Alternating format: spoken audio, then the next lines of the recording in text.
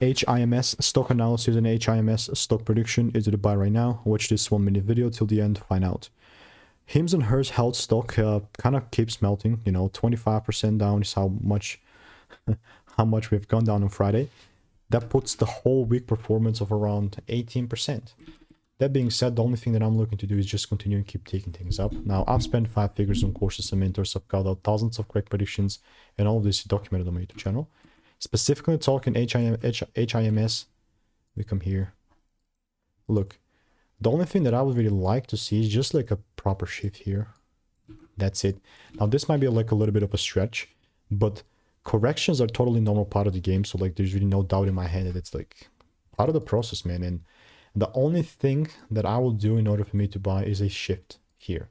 In which case, like if I don't see this shift, then there's just no ways that I'm going to take things up nor buy. So yeah, let me know what is your opinion on this. If you want to make more money trading in a simple yet lean way, you can click the first link in the description. That's a free newsletter.